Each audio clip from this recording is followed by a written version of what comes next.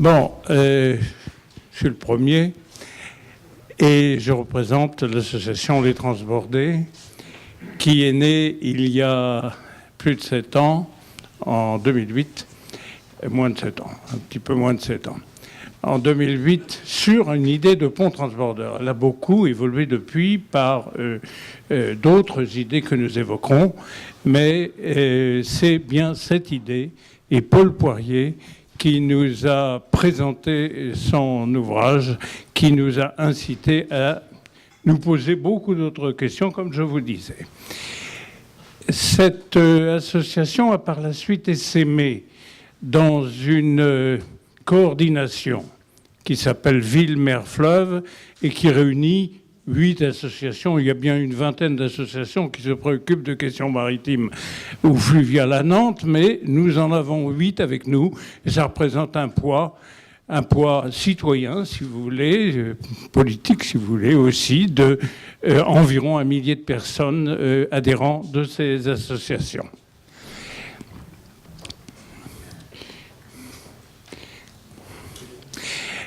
Nous pensons agir au nom de 3 types de légitimité. Une légitimité citoyenne et historique, urbaine et portuaire, et enfin la légitimité de l'intérêt qui est financier, mais nous verrons ça à la fin. L'attachement éprouvé à une forme de ville voulue et non subie est une chose qui est assez connue à Nantes et nous ne sommes pas étonnés lorsque nous avons réalisé que notre association, notre démarche était populaire. Donc je passerai très rapidement sur cet aspect des choses. L'ancien pont transbordeur nous a beaucoup aidés, même si nous sommes allés bien au-delà au niveau technique, comme nous le verrons.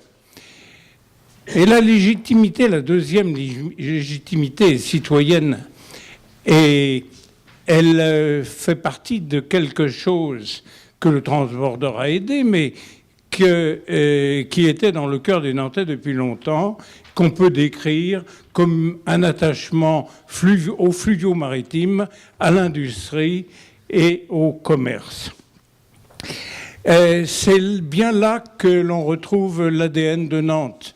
Je pense avoir développé précédemment cette vision. Nous souhaitons voir la ville encore de haut et avoir pour ce qui est nouveau, c'est-à-dire un développement territorial de la ville, avec quelque chose que les transbordés n'ont pas inventé et sans lequel il n'existerait pas, qui s'appelle l'île de Nantes. Sans cela, et je pense qu'effectivement, nous n'existerions pas. Et cet attachement, ce débat, maintenant, en est la preuve qu'il y a quelque chose à faire. La vision citoyenne, au départ du projet de l'île de Nantes, comme je vous disais, existe-t-elle et est-elle partagée? Les Nantais se sont un peu battus quand même, en tout cas notre association, nos associations ont la fatuité de penser qu'ils se sont un peu battus pour que ce débat existe, et particulièrement au cœur du Conseil de développement de Nantes Métropole. Est-elle partagée? La réponse, on le saura, mais en tout cas, il y a une chose qui est sûre, qui est certaine, c'est qu'ils n'ont pas, dans le passé, eu beaucoup la voix, pu donner de la voix, si vous voulez, au niveau des grands développements qui se sont suivis. Le port de Nantes était un impératif économique majeur dont on ne peut pas dire qu'en dehors de creuser la Loire à cet endroit-là, la vision citoyenne avait quelque chose à dire. La ville de Nantes elle-même, c'était le pouvoir, mais c'était aussi la contrainte. J'ai osé un terme, le viol, parce que quand on a comblé la Loire, je vous assure que certains ont pleuré. Et d'autre part, quand on a cassé le pont transbordeur, c'était la même chose. L'île de Nantes, c'est maintenant le métacentre. Le mot n'est pas de moi, il est de l'architecte qui procède à son développement. Et la Loire et la mer ne peuvent pas être séparés du développement, de ce développement. Et au XXe siècle, si vous voulez, on se félicite maintenant de tenir compte de cet aspect citoyen des choses. Alors là, cette carte est importante parce qu'elle mérite qu'on y passe un petit moment, car elle représente notre vision. Il y a une chose qui est totalement dépendante d'une vision, parce que certains vous représentent comme ayant une vision, c'est vrai, mais c'est la notion de temps. C'est-à-dire qu'on peut avoir une vision à court terme, une vision à moyen terme et à long terme. Nous pensons avoir les trois en même temps. Le pont transbordeur procéderait plutôt d'une vision à court terme. Mais il y a le moyen terme et le long terme, si vous voulez, quand on voit la gare de Chantenay, la ligne bleue la ligne bleue et la ligne jaune qui se retrouvent ici, nous pensons à une liaison ferrée qui ne se fera pas dans les 5 ans à venir, certainement pas, même peut-être pas en 2030, mais qui est intimement dépendante de l'étude de l'étoile ferroviaire que nous appelons également de nos voeux. Nous ne sommes pas que des maritimes. Alors, vous avez ici une ligne qui est représentée comme celle de la C5 qui passe par le pont transbordeur. Ce pont transbordeur, il vous sera expliqué tout à l'heure, il faut 1 minute pour traverser la Loire, alors qu'il faut parfois 5 minutes pour l'ignorer puisqu'il n'est pas là, et que son économie représenterait peut-être 5 minutes de... Mais on parlera de ces questions de minutes parce qu'elles sont importantes. Et une autre chose est importante ici, c'est la zone d'évitage. Elle est maritime, c'est là que les bateaux, les navires, ceux qui vont à Cheviré, ceux qui vont à Roche-Maurice, ont l'obligation de tourner s'ils font plus de 150 mètres, et évidemment moins de 225 mètres, ce qui représente le maximum pour Nantes. Et on a été... Donc, en gros, c'est notre vision, on pourrait rester beaucoup plus longtemps là-dessus, qui pose aussi la question du tunnel actuel de Chantenay, mais nous nous éloignons du pont transbordeur. Et je vais donc laisser la parole maintenant au premier concepteur de l'idée, Paul Poirier.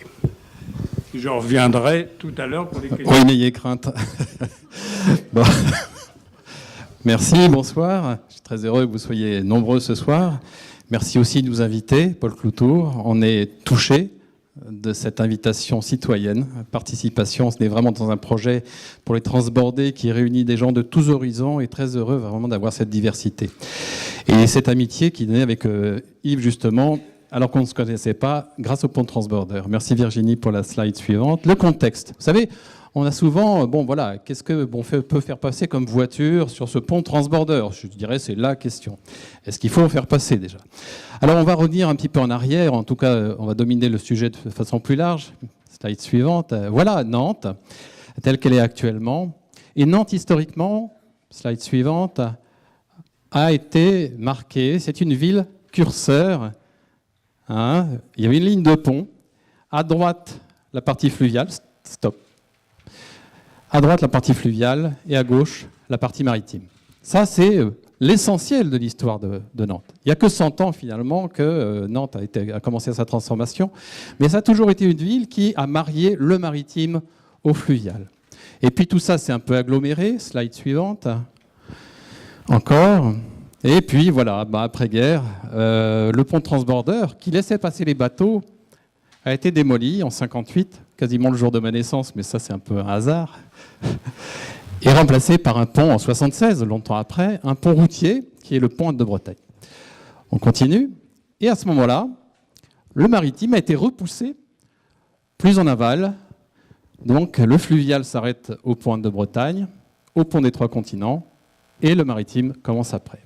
Est-ce que ce mouvement va continuer ? Effectivement, une grosse pression, slide suivante, de la partie nord-ouest de l'agglomération qui pousse beaucoup de voitures sur le quai de la Fosse. Slide suivante. Et voilà, donc on a une poussée, et la question, à ce moment-là, se pose, depuis un certain nombre d'années, de savoir si il faut, slide suivante, commettre l'irréparable. Allez, non, je ne vais pas dire ça quand même. Mais repousser cette limite fluvio-maritime encore plus à l'ouest, et pourquoi pas un jour, finalement, jusqu'au pont de Cheviré.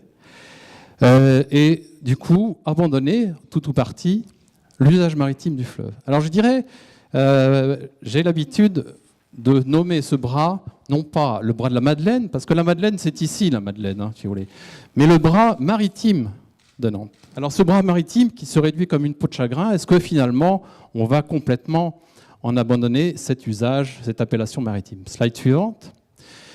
Voilà, donc qu'est-ce qui se passe en fait ? On a une grosse pression de gens, qui est légitime pour ceux qui viennent sur l'île de Nantes travailler, alors qu'ils viennent en voiture ou autre chose, on peut comprendre. Slide suivante.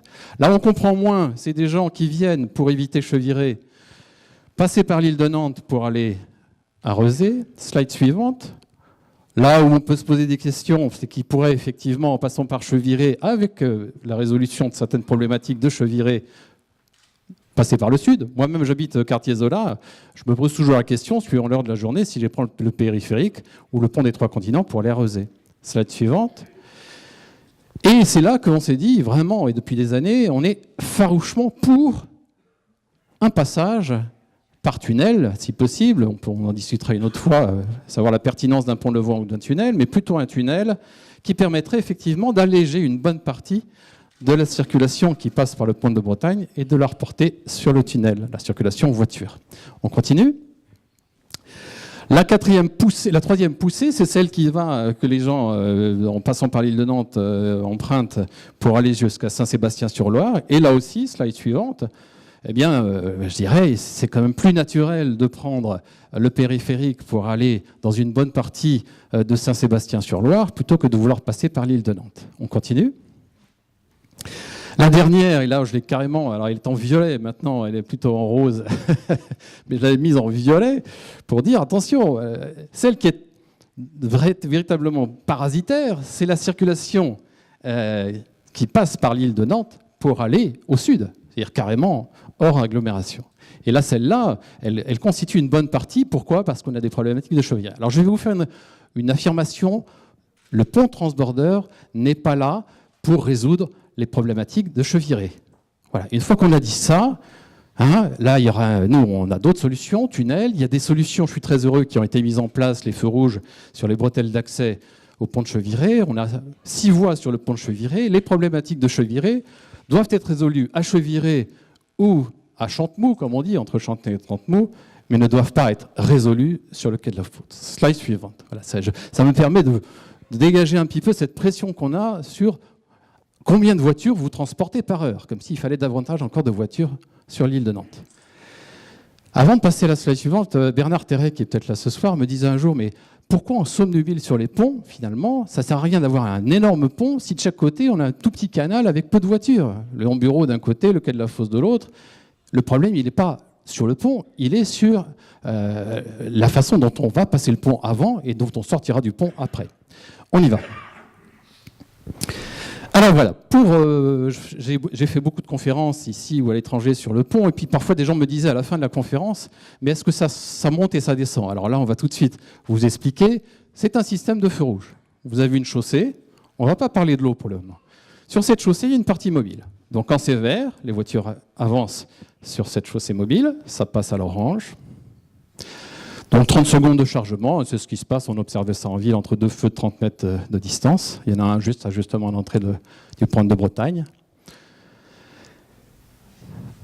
En 1 minute, on franchit l'obstacle. On n'a pas encore parlé d'eau, donc on est à 1 minute 30 secondes.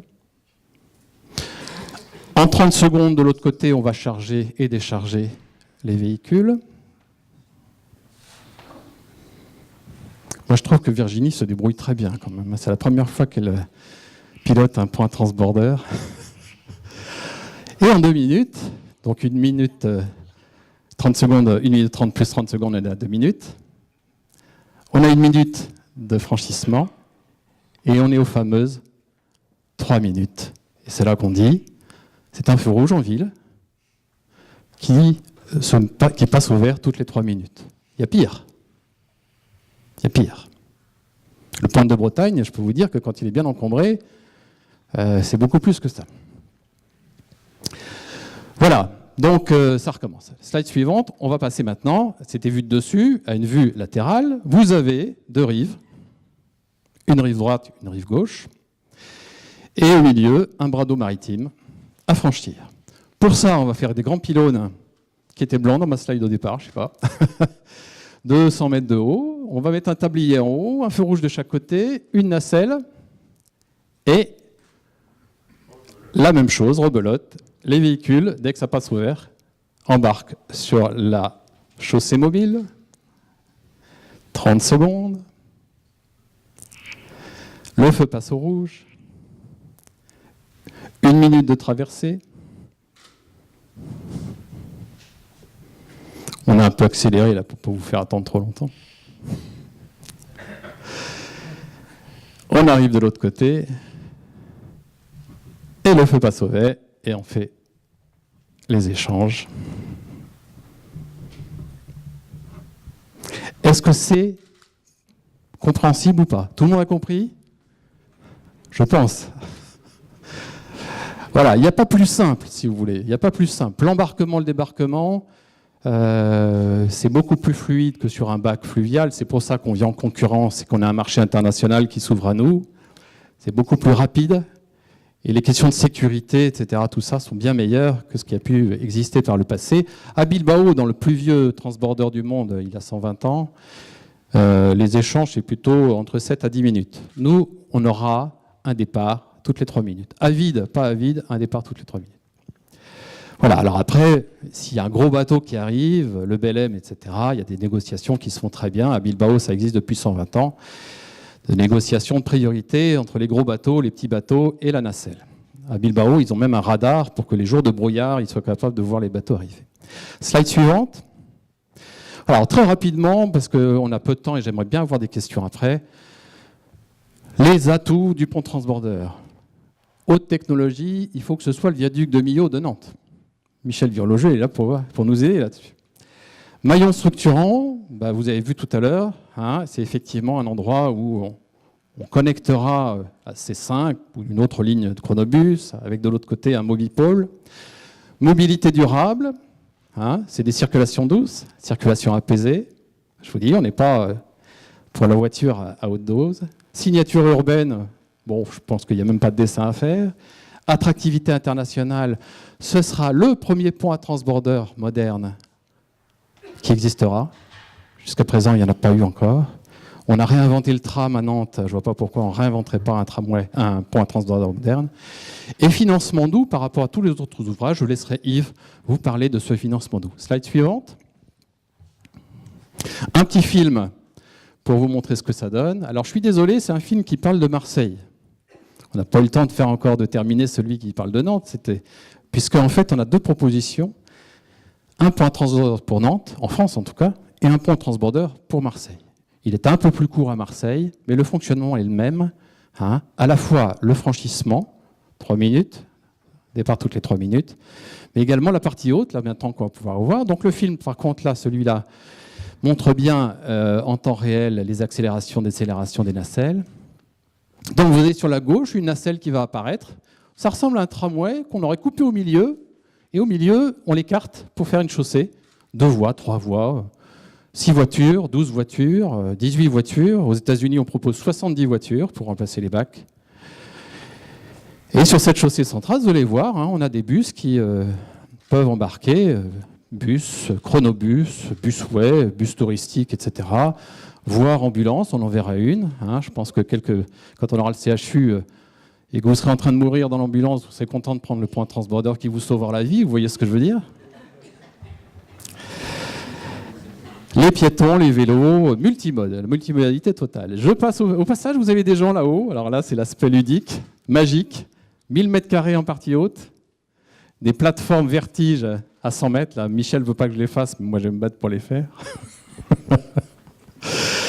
C'est la partie touristique. Mais la partie basse, vous voyez, la nacelle, la chaussée au milieu. Alors, à Nantes, on se protège du soleil. Donc, un peu de la pluie aussi. On a les gares d'embarquement de chaque côté. Vous imaginez donc quand le bus va embarquer, ces tramways, en fait, les gens descendent et montent. C'est exactement le même fonctionnement qu'un tramway normal. Vous avez 30 secondes dans les tramways nantais. Dans le métro à Paris, vous avez 30 secondes de chargement-déchargement. Les accélérations-décélérations sont les mêmes. Donc, si vous voulez, sauf que la seule chose qui est différente par rapport au tramway, c'est que vous n'entendez pas le bruit, parce que les moteurs sont 60 mètres plus haut au niveau du chariot qui est sous la nacelle. Faites-le un jour à Bilbao. Tous les gens qui sont passés à Bilbao m'ont dit il y a un avant, un après. Vous planez sur une soucoupe volante à 3 mètres au-dessus de l'eau, un vol parfaitement horizontal, sans aucun bruit. C'est magique. Voilà donc la nacelle qui part. Elle est pilotée... Il y a eu des pilotes embarqués dans la nacelle, historiquement. Il y en a qui étaient sur le tablier. Maintenant, à Bilbao, il est dans une cabine sur la berge avec des écrans et le radar. Tout est possible. Donc, on arrive de l'autre côté. Et là, il y a un échange. On est sur les mêmes temps dont je vous ai parlé, 30 secondes, 1 minute, 30 secondes. Voilà. Alors, juste après, on se termine, là. Vous allez voir la personne qui est en train d'être sauvée par le pont de transborder.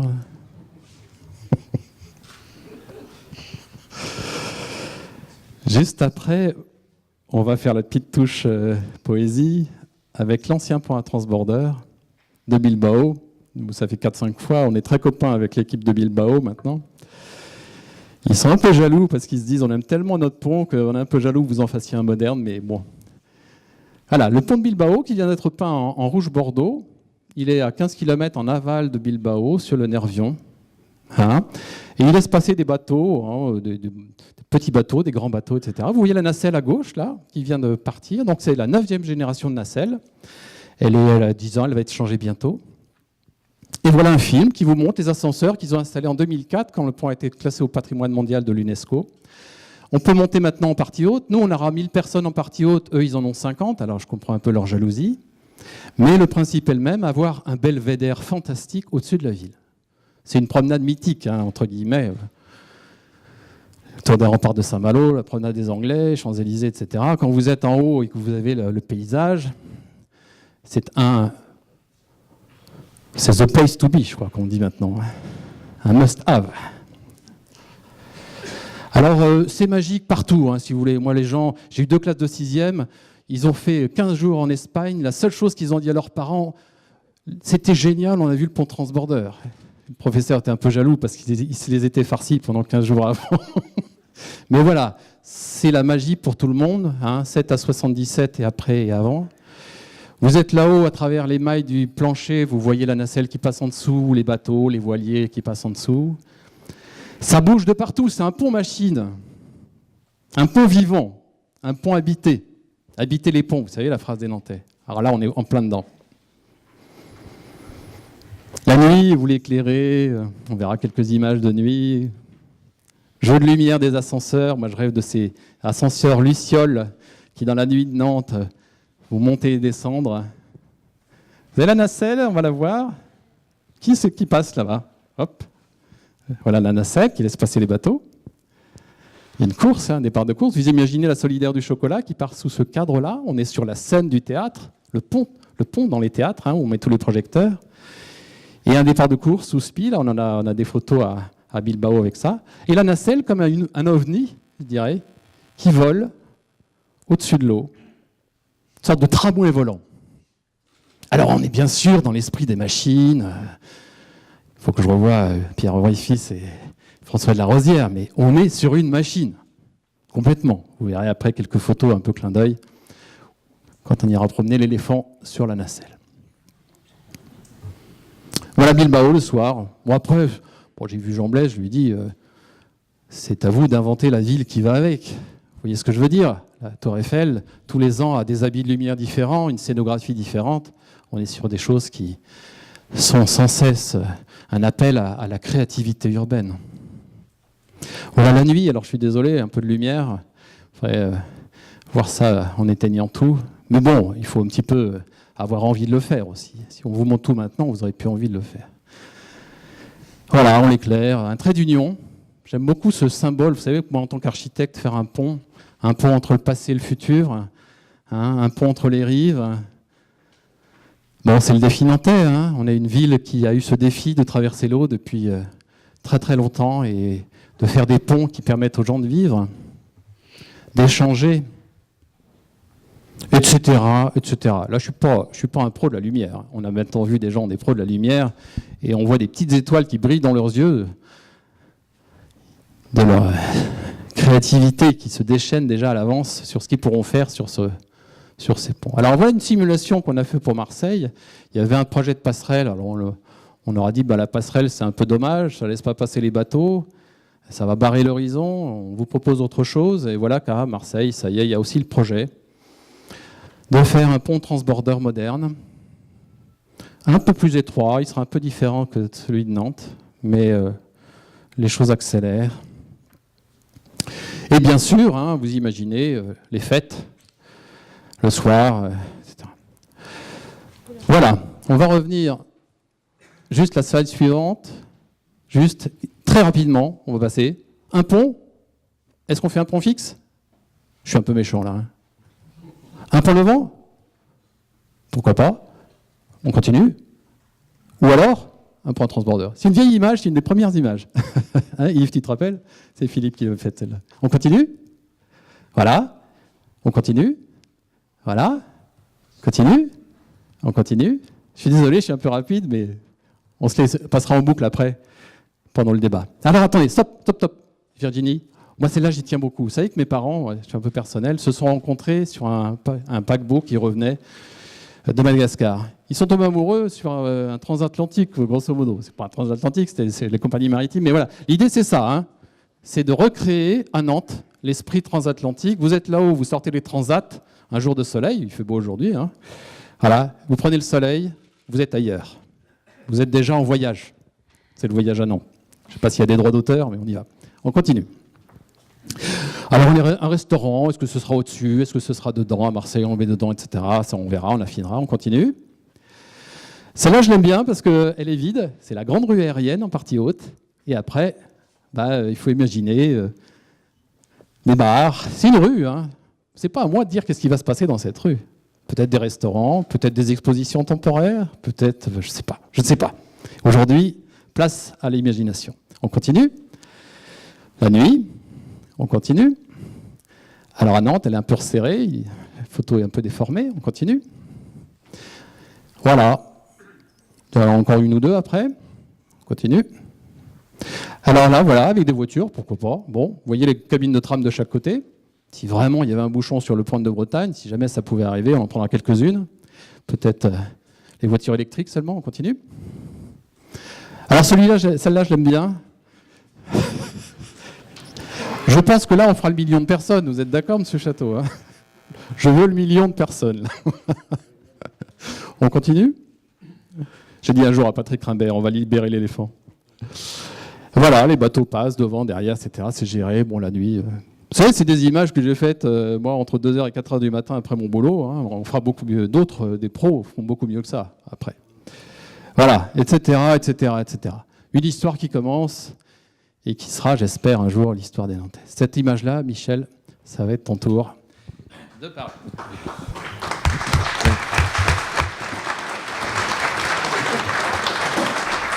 Bonsoir tout le monde. Alors moi, mon rôle est quand même un petit peu plus râler-pâquerette, puisque mon rôle est d'essayer de montrer que ce genre d'ouvrage est techniquement possible. Alors en fait, on va démarrer par 2 ou 3 photos du vieux pont transborder de Nantes. Et en fait, aujourd'hui, ce qui est envisagé, c'est de faire autre chose. Les ponts transbordeurs datent de la fin du 19e siècle et ils avaient pour rôle de transporter des véhicules assez légers en nombre réduit. Aujourd'hui, on a des exigences très différentes. D'abord, des charges beaucoup plus lourdes, des exigences réglementaires en termes de déformation, parce que je peux vous dire que les vieux ponts transbordeurs, si on leur mettait des charges importantes dessus, ça bougerait beaucoup. Et des exigences en termes de durabilité, sans parler aussi du contrôle des coûts de maintenance. Ce qui, sur le plan pratique, et ça va à l'encontre de certaines tendances architecturales, conduisent à concentrer la matière. C'est-à-dire que si on a beaucoup de petites pièces très minces, ça fait beaucoup de peinture, beaucoup de coûts, et donc on va concentrer la matière. Deuxième point, c'est l'idée de Paul Poirier, c'est de créer une rue aérienne. Alors, dans le pont transborder de Marseille, le vieux, il y avait un petit restaurant au bout, mais donc c'est plus tout ça. Mais alors, ça change quand même complètement les choses, hein. Il faut bien voir que, j'ai lu les documents qui ont été publiés, j'ai lu par exemple à un moment qu'on parlait d'un coût de 80 millions hors rue aérienne. Pas du tout, parce que la structure avec rue aérienne et sans rue aérienne n'est pas du tout la même. Si on a simplement qu'à transporter les nacelles, la structure métallique qui va le porter sera beaucoup plus légère. En total, il y a bien plus de charge en haut que dans la nacelle.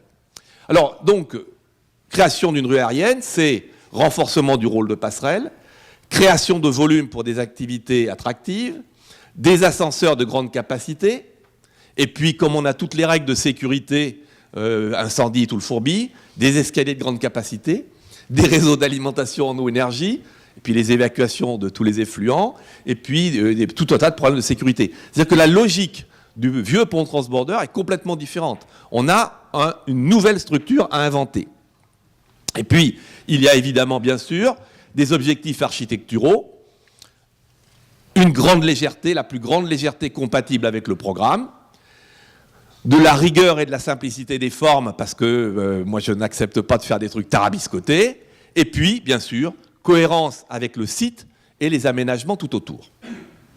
Alors, on va expliquer quelques contraintes techniques. Je fais des croquis, moi j'aime bien faire des croquis très simples pour qu'on comprenne un petit peu. Alors voilà des schémas de conception d'un pont transborder. Tout simplement, il faut qu'on dégage le gabarit maritime.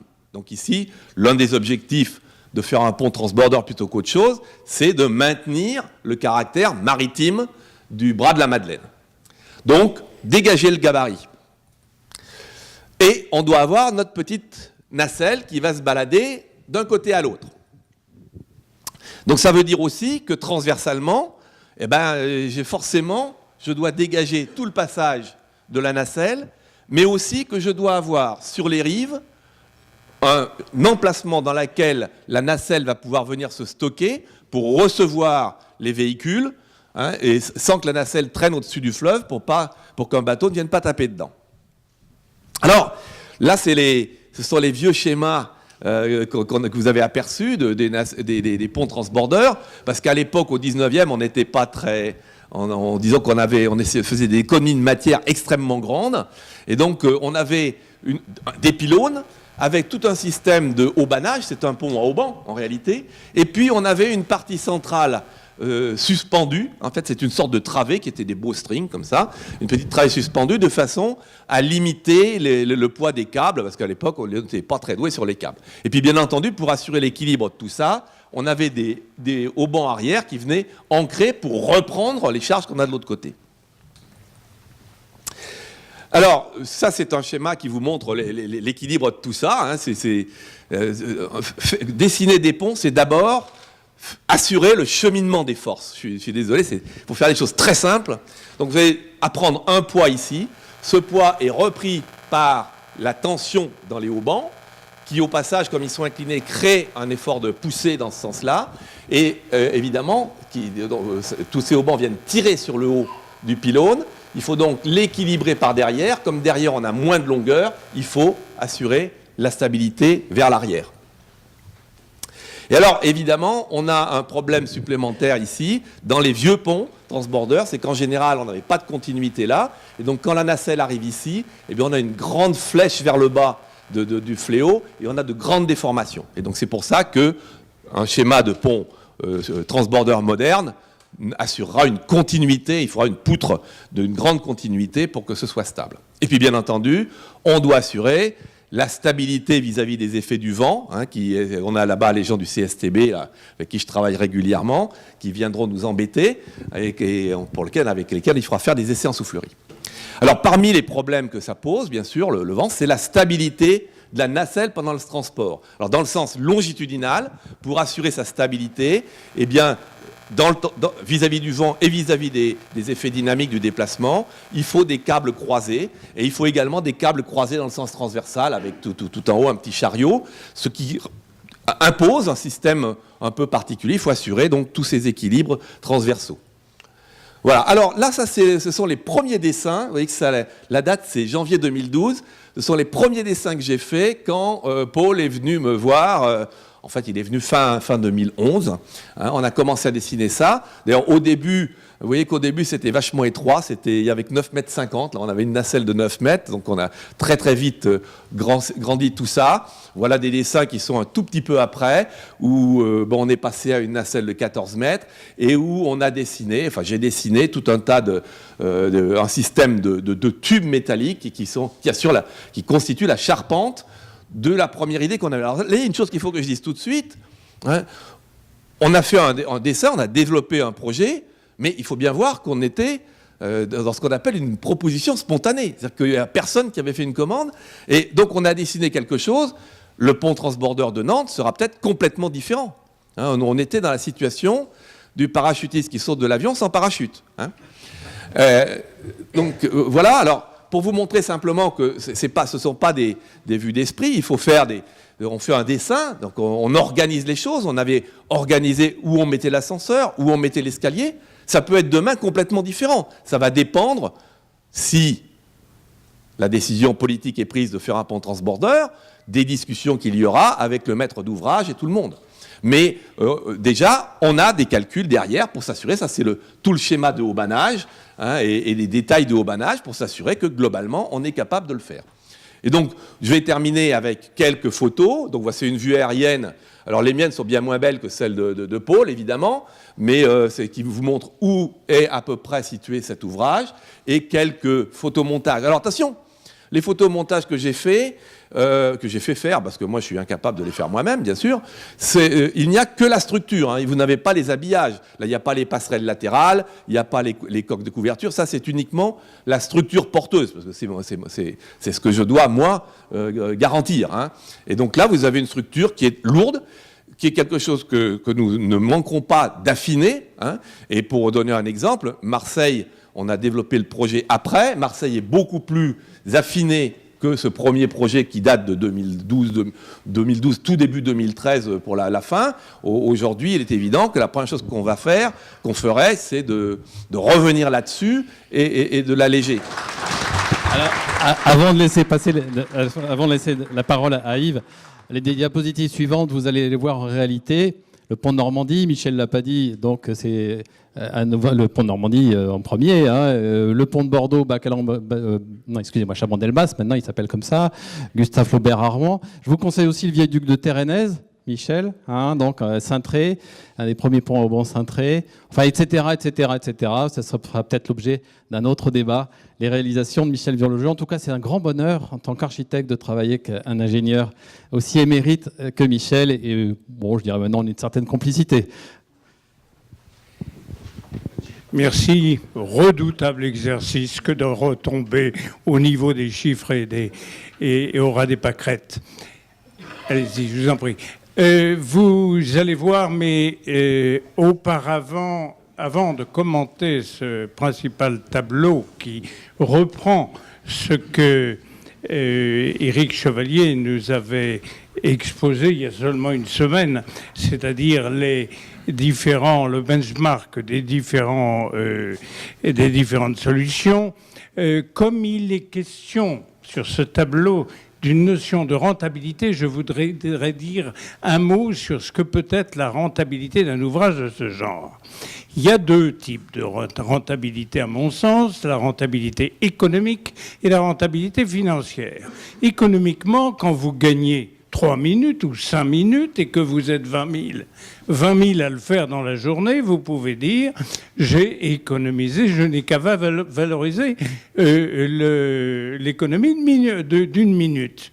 C'est pas simple. Ça n'a pas été beaucoup fait. Ça n'est pas simple parce que d'abord, votre minute, vous la passez à quoi? À dormir un peu plus ou à travailler un peu plus? Et puis ensuite, les minutes ne sont pas égales aux minutes, elles ne sont pas superposables, elles ne sont pas égales, car il y a les minutes où il y a la fluidité, et on ne va pas forcément s'intéresser à vous parce qu'il n'y a pas de bouchon, et les minutes sans fluidité.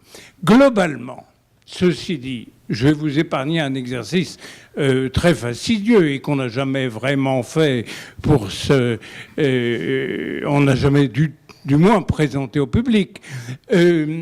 On peut dire qu'un ouvrage qui fait économiser, disons, 5 minutes et qui fonctionne toute l'année représente un intérêt économique de l'ordre du million ou de 2 millions d'euros par an, ce qui fait que s'il coûte 50 millions d'euros, ben, il faudra 25 ans pour l'amortir, etc.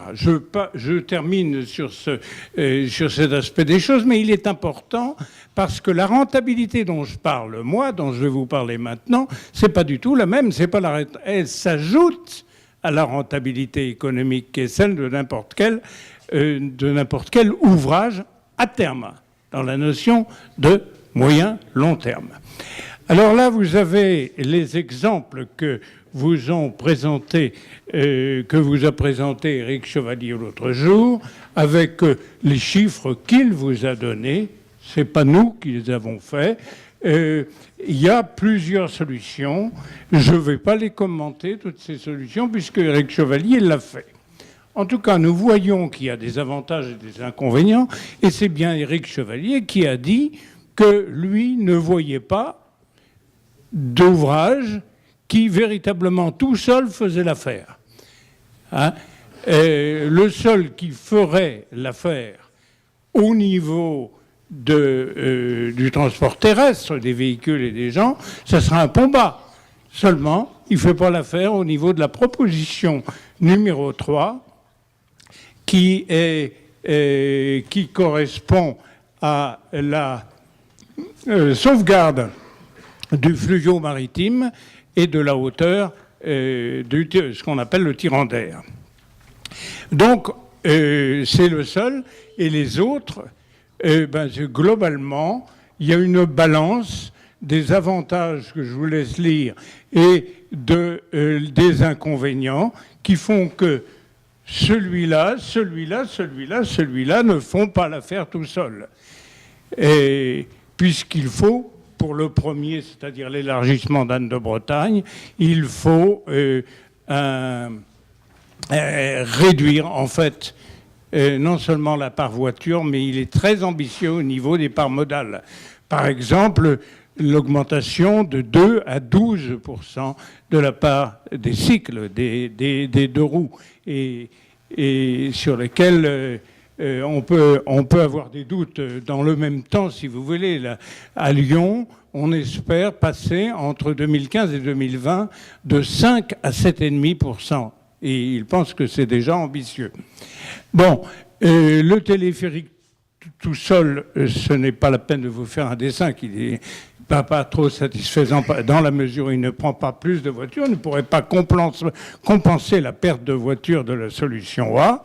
Le pont fixe est capable de tout, on ne lui demande rien, mais et quant au pont devant le vent light, celui qui serait étudié a priori, et qui, je dis light parce qu'il serait light au niveau maritime, parce qu'il n'aurait une ouverture il serait levant sur une largeur de 35 mètres qui correspond à quelques navires, mais poserait un problème maritime en soi du fait des piles qu'il aurait en Loire.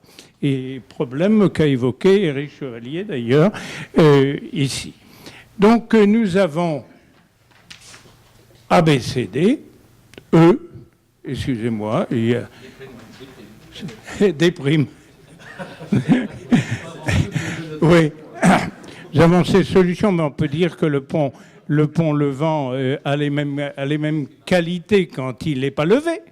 Mais quand il est levé, il bouscule tout. Et il ne le bouscule pas au même moment. Parce que les marées, ils ont la mauvaise idée de ne pas arriver le même jour, à la même heure, tous les jours. Il y a encore une image.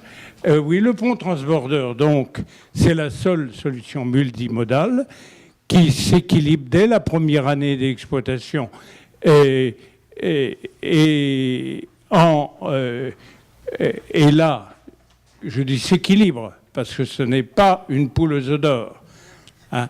Ça serait une poule aux œufs d'or si on pouvait imaginer que la nacelle, c'est-à-dire la rue aérienne, travaillait toute seule et partageait l'investissement, par exemple 80 millions, 40, avec l'autre, et à ce moment-là, ça serait intéressant. Mais c'est beaucoup moins intéressant si la rue aérienne doit supporter le boulet de la nacelle qui, elle, ne rapporte pas. Elle autorise des recettes nautiques qu'on ne peut pas chiffrer ici, mais le fait qu'un bassin d'une quarantaine d'hectares, de 30 hectares, je pense, comme le bras de la Madeleine, soit libéré pour les activités nautiques, qu'on a de la peine, c'est vrai, d'imaginer, mais que notre association imagine très bien, ville, mer, fleuve, imagine très bien maintenant, c'est une excellente chose. On n'exige pas non plus l'évacuation des Bélèmes, Maille-Brézé et autres boudeuses des pontons voiliers. Et on honore l'engagement numéro 3 qu'a pris Éric Chevalier au nom de la ville, si je peux dire, lors de sa dernière conférence, garantir la pérennité des activités fluviales et maritimes.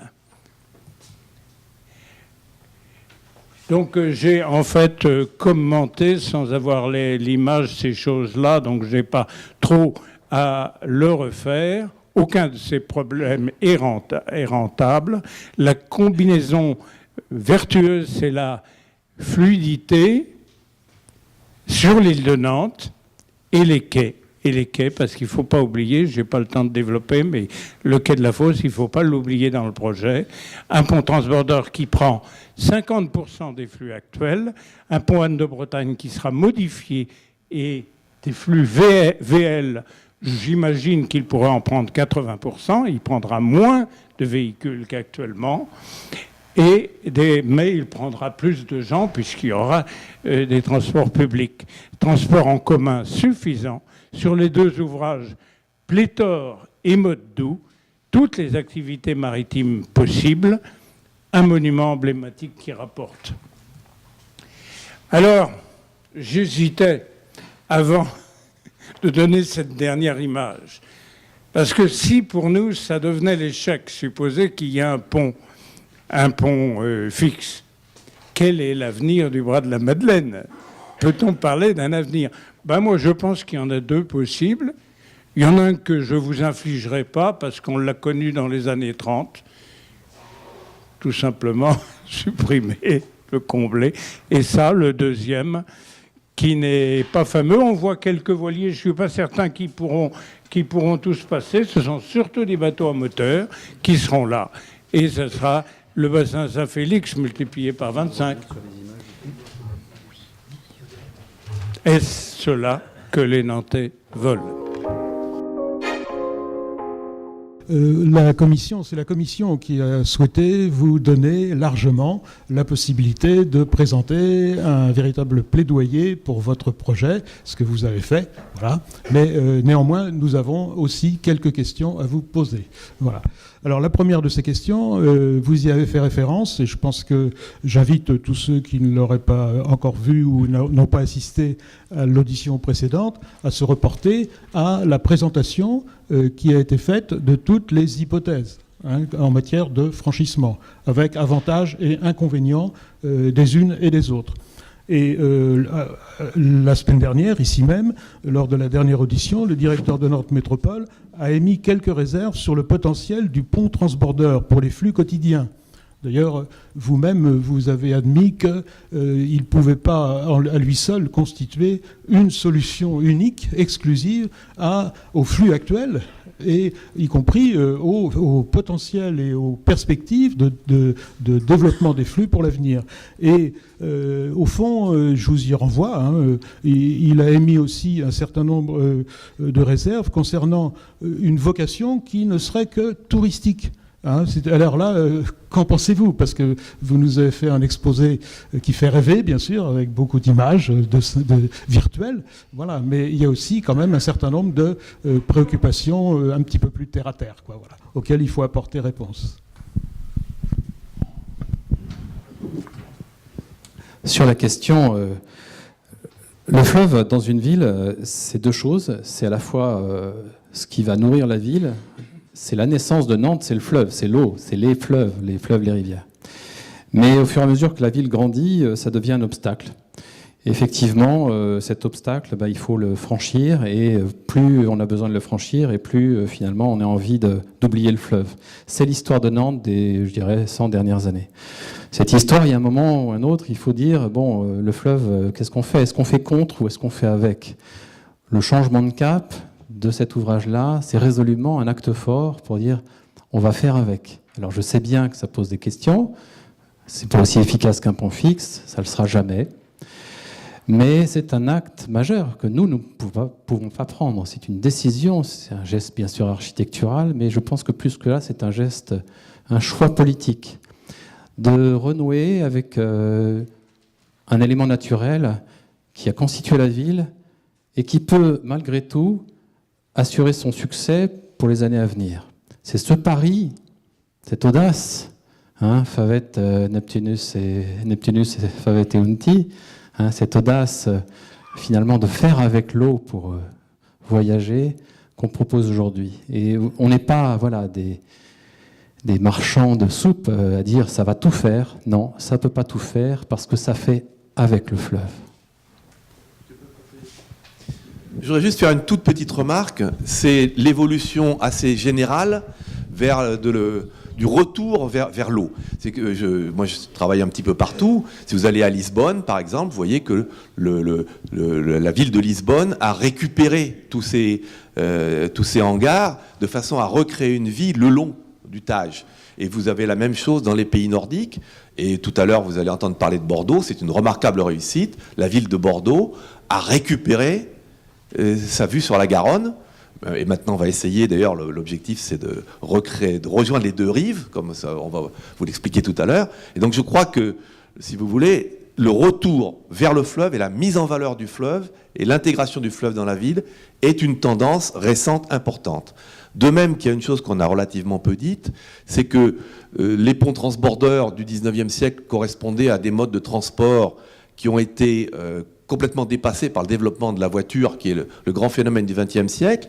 On a aujourd'hui un petit retour en arrière, avec tous les problèmes d'écologie, etc., vers les modes doux. Et il est clair que le pont transborder, c'est plutôt quelque chose qui est orienté vers le site propre, vers les transports par des bus, éventuellement par des tramways, parce que le tramway il peut très bien passer sur un transborder, et vers des piétons et des cyclistes, donc vers les modes doux. C'est une évolution importante. Je pense que le fait qu'on n'ait pas fait de pont transborder pendant longtemps vient du fait qu'ils ne sont pas capables d'assurer le franchissement de grandes masses de véhicules, mais qu'aujourd'hui on revoit les choses d'une façon différente. Je voudrais dire un mot sur la deuxième question qui nous a été posée, à savoir la rue aérienne. En effet, nous vous présentons la rue aérienne comme un moyen de rentabiliser l'ensemble, même si cette rentabilité n'est pas folle. Alors, si cette idée ne valait rien, toute l'idée du pont transborder pourrait s'effondrer, à moins que l'on en construise un cheap, comme vous disiez, qui n'aurait que comme mission que de balader la nacelle et n'aurait pas de rue aérienne. C'est la raison pour laquelle il était nécessaire de faire des études assez poussées. Et la ville, à Nantes Métropole, a bien compris ça, puisqu'elle a confié à un cabinet parisien, il y a plus d'1 an, qui s'appelle Second Axe, une étude sur la question. Cette étude a été rendue à Nantes Métropole et nous n'en avons jamais entendu parler. Nous ne savons pas ce qu'ils ont. Alors, il me semble que si la rue aérienne avait été descendue en flammes, on le saurait. Nous n'en avons pas entendu parler. Alors, nous avons bien sûr mené nos propres études. Et ça nous menait à des fourchettes de chiffre d'affaires, selon que l'on travaillait en régie ou pas pour le restaurant, par exemple. Tout ça est détaillé. Et puis nous arrivions à plusieurs millions d'euros de recettes annuelles. Il y a un chiffre qui est passé dans la presse et on se demande bien d'où il vient, comment il a pu filtrer ces 5 millions d'euros. C'est pas très loin de nos estimations, des estimations qu'on avait faites. Alors, si les personnes présentes peuvent nous aider à savoir ce que cette étude a pu dire, parce qu'elle est en principe publique, faite avec l'argent des contribuables, nous leur serions...